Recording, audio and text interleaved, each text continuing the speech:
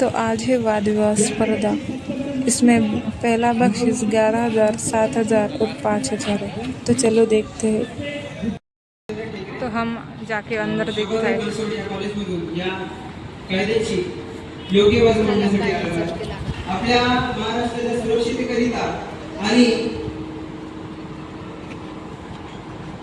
हा कायदा आपल्या महाराष्ट्राच्या शांतीकरिता अत्यंत आवश्यक आहे आणि नक्षल्यांचा उद्देश म्हणजे जनसामान्यांना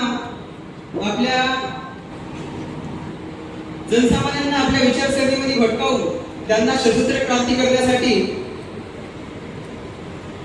प्रोत्साहित करणे हा त्यांचा एक विचार प्रणाली आहे आणि अशी डावीकडवी विचारसरणीच्या संघटना बॅन करण्यासाठी आणि त्यांना पायबंदी घालण्यासाठी हा कायदा आपल्याला अत्यंत आवश्यक आहे।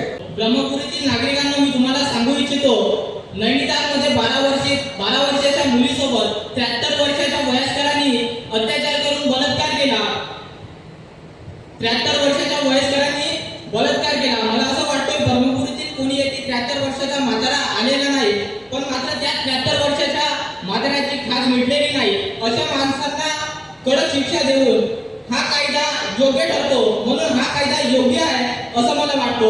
हा तर माझं नाव आहे गणेश संतोष बगनारे, शोभाताई बनसोड महाविद्यालयाचा मी विद्यार्थी। ईडी झाली, हिंदू झाले कोटींचे घोटाळे, अर्बन नक्षल काढताय म्हणून का करताय असले जाडे। बरं कठोर कायद्याने तुम्ही अर्बन नक्षल काढणार, पण त्याच्यात कडवे उजवे भेटले तर त्यांना कोण काढणार? तरीही माहिती अधिकारात माहितीचा अधिकार मागायचा नाही, नाहीतर गड्याची फाशी ठरलेली।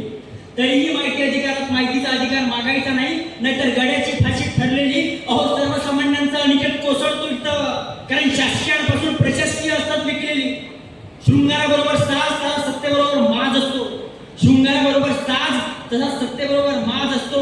उद्या बेड्या फुगल्या जातील, आपल्याला